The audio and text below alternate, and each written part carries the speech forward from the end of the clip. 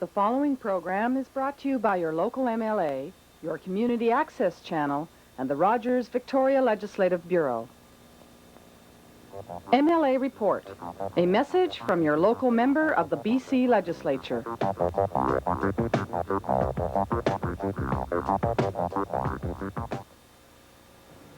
This is MLA Report.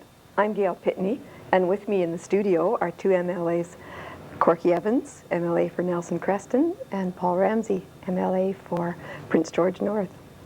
Well, welcome to you both. Good to be here. Great. We're going to discuss lumber remanufacturing in BC. And the two of you have been touring the province for months on end and spending a lot of hard work on the Select Standing Committee. So we'd like to talk about that report. But first of all, what I'd like to show the viewers is a video clip of the report being tabled in the Legislature just recently, last week, and then we'll come back to our studio discussion. So let's go to the clip now and have a look at that. Honourable Speaker, first I'd like to describe the mandate of the committee, the job that we were given when we started out. On June 10th, 1992, we were asked to, and I'm going to quote from the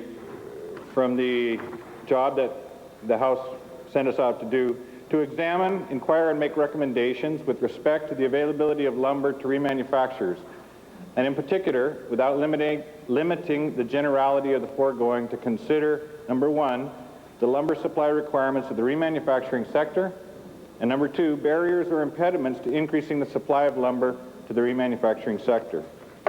The members of the committee were myself, Mr. Paul Ramsey, Fred Jackson, Harry Lally, Jan Pullinger, Jim Doyle, Ed Conroy, Will Ferd, Lynn Stevens, Ken Jones, Richard Neufeld, and most recently, Helmut Giesbrecht. I would like... Thanks for not reminding me that I should refer to them by their constituents.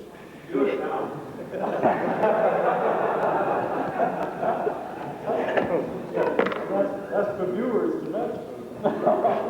The consultant was Mr. Dennis Mawini, and committee researchers and the clerk of the committees assisted us where we went. I would like to say thank you to the clerks, to Hansard, who I think did the hardest job of all, and to 137 individuals and companies and groups of individuals who took our committee seriously and wrote and gave verbal reports to us.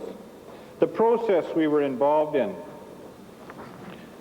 Honourable Speaker, we met several times here in Victoria, and then we set out on a tour of British Columbia, which one of the clerks informed us was the most extensive and the most well attended by the members that the clerk had ever experienced before.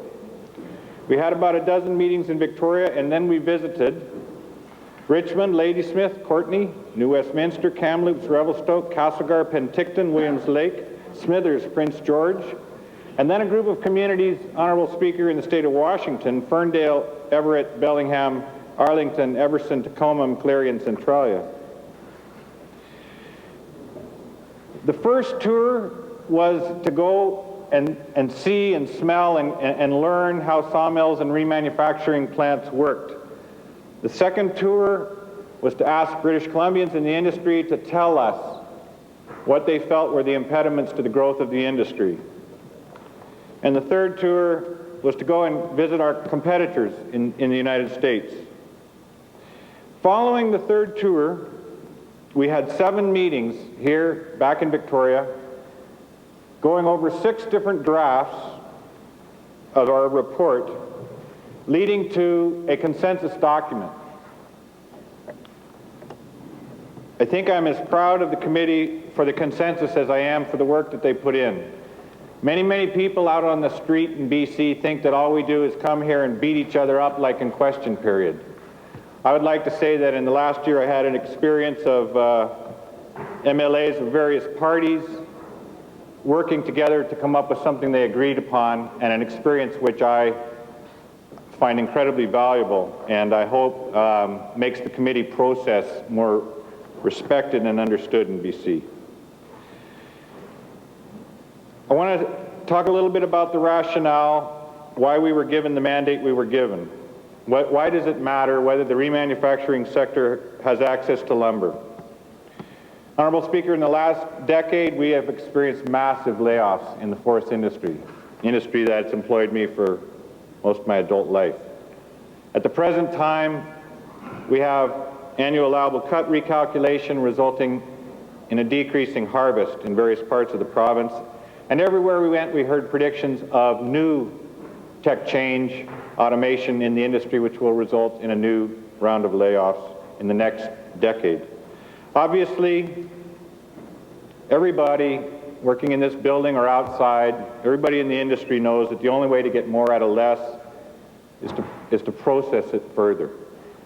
Everybody knows that the only way to make technology our friend instead of our enemy is to use that technology to increase our options in manufacturing.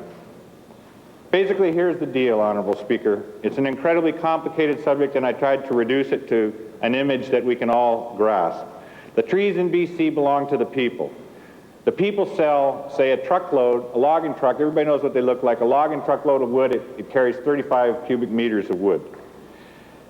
That truckload can be cut into the commodity lumber that we're all used to, 2x6s, 2x8s, 2x12s, and in the process it will make 30 person-hours of work.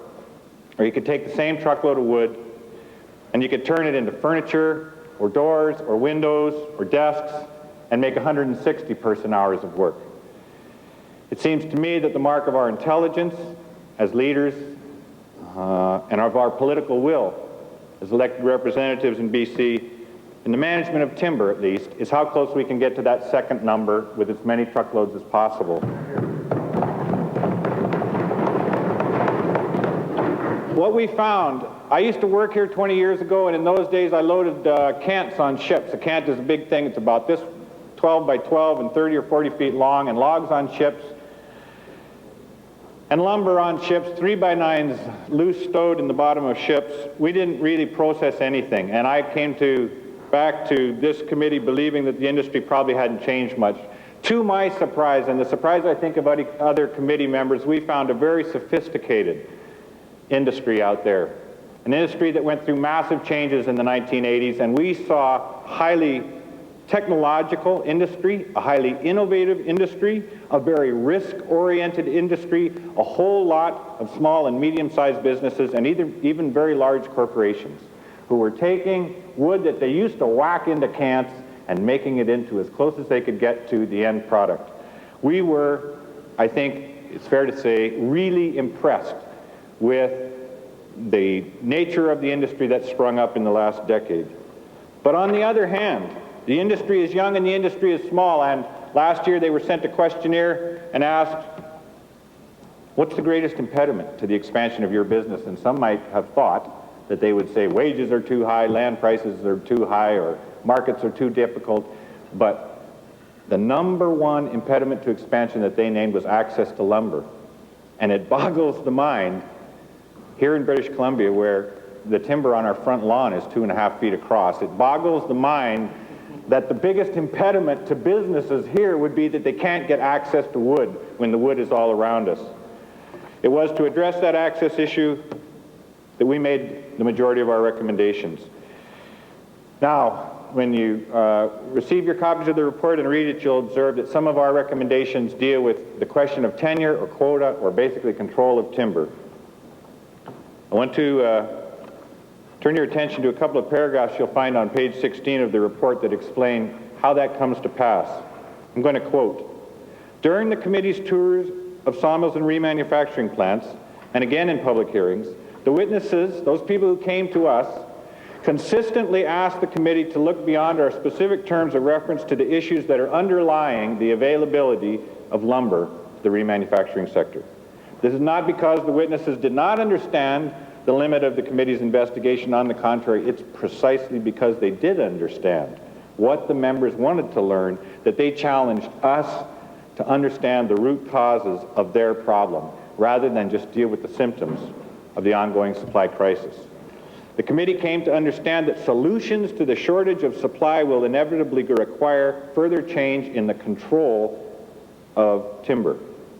The committee also found that the forest industry is experiencing, and this is really interesting, concurrently at the same time, a period of very high prices for its products and yet rapid restructuring of investment capital, as can be seen from the shift of focus from Fletcher Challenge and Westar and Noranda, for example, out of the solid wood sector to the pulp and paper sector. The timing of this report coincides with what we believe is a window of opportunity, which should be used to effect a transition towards a more mature and complex forest industry. I want to talk a little bit about the issue of jobs.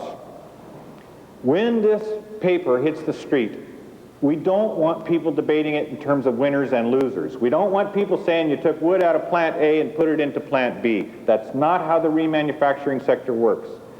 BC already has overcapacity in sawmills.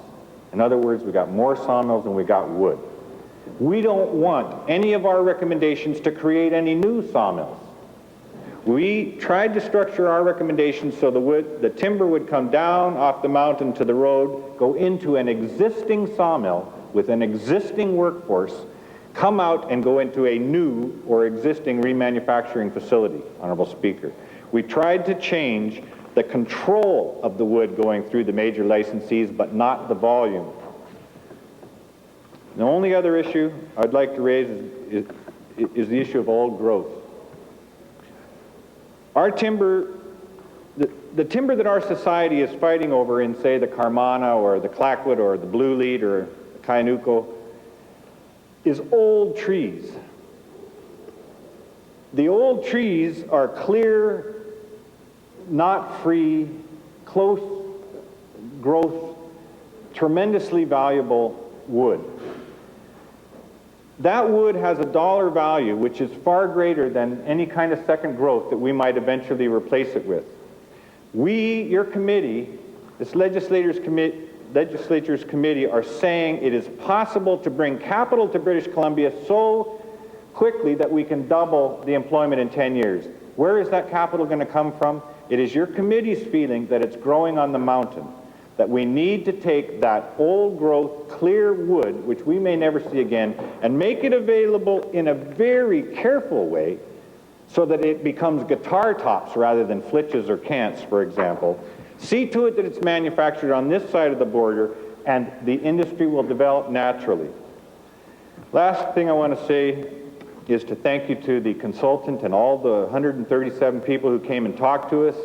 Thank you to Bill Howard, all the people who tried to teach us as amateurs what we needed to know to do this report, and thank you to the minister for trusting us to go out and do this investigation.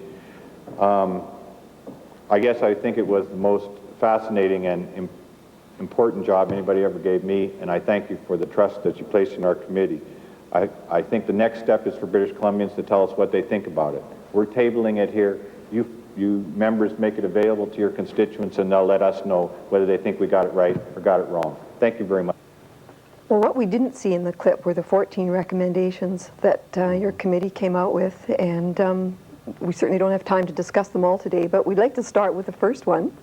And so let's start with the job creation aspect of it. Paul, what is really going to transpire in helping resource-based communities move away into the year 2000 into increasing the jobs that, as you proposed? Well, what we discovered as we went around the province is that we already have a very healthy remanufacturing value-added industry. There are over 12,000 British Columbians that already work in value-added plants, producing everything from windows and doors to, on Prince George, there's one that even produces arrow shafts. I mean, there's an incredible range of value-added products that are being produced right now. And what we learned is that there is a lot of ability to expand the number of jobs and the number of products. We were charged with finding out how to get more lumber into the hands of remanufacturers, because when they were asked on a survey what their biggest problem was, they identified that as the top issue. But as we went around, we discovered that one of the real issues underneath that was trying to get some timber in the hands of value-added manufacturers. That they needed that in order to get the lumber. So, you know, it's sort of like a chain here. How do you get jobs? Well, you need more good value-added firms producing more products. We found out that you can produce 4.5 jobs in value-added with the same amount of wood that's only going to produce 1 job in a sawmill. So you can get jobs if you move the lumber there. And the question is, how do you get lumber there? And so our 14 recommendations are designed to form a network to focus the supply of lumber to value-added manufacturers. And one of the prime ways we said to do that was to make sure they have some access to standing timber as well. That will flow through the mills, create lumber, that will create jobs in value-added. Okay. Well, Corky, I'm sure there's some concern in the primary industry about the loss of union jobs to the non-unionized jobs that tend to occur in the smaller businesses where the lumber remanufacturing is happening. Did the committee have any recommendations for how to solve that dilemma? Well, sure, Gail. Everybody knows it's a zero-sum game. You don't walk into the legislature and say, well, we've invented 5% more wood or 10% more wood. There's less wood. Next year there's going to be less wood, and the year after that there's going to be less wood. And I think all of us and all of the listeners are pretty well aware of that. So if we're saying that a new group of companies should be enhanced or even created, then that maybe scares some people in some existing industry. Where's the wood going to come from? But it's as Paul was explaining there. The industries that we are attempting to enhance take a wood that's already been through a sawmill and make it into something. This table, these chairs, the furniture in this room, the furniture in people's homes, the siding outside their house, the flooring in their house. It doesn't start from a log, it starts from lumber that's already been through a sawmill. So we're not trying to take wood out of Slican Forest Products, Canfor, Mac Blow, whoever it is that people work for, or is the big industry in a town. We're not trying to take wood out of that mill. We're trying to assure that as it leaves that mill in board form, it is available for you or somebody to buy and make it into something. And kind of what we found out was sometimes it's not all that available. Sometimes the people in Europe or Japan or the United States, they manage to reach in there and they get it first. And so the remanufacturing jobs are somewhere else. So we said, well, let's make some of the trees or some more trees available to the remanufacturing sector. They can go and buy those trees and then trade them for the lumber they need with the sawmill. So the trees go right back into the same sawmill tomorrow that they went into yesterday. But in trade for that, some of the lumber coming out of the sawmill becomes available for the remanufacturing sector. Now, because there's wood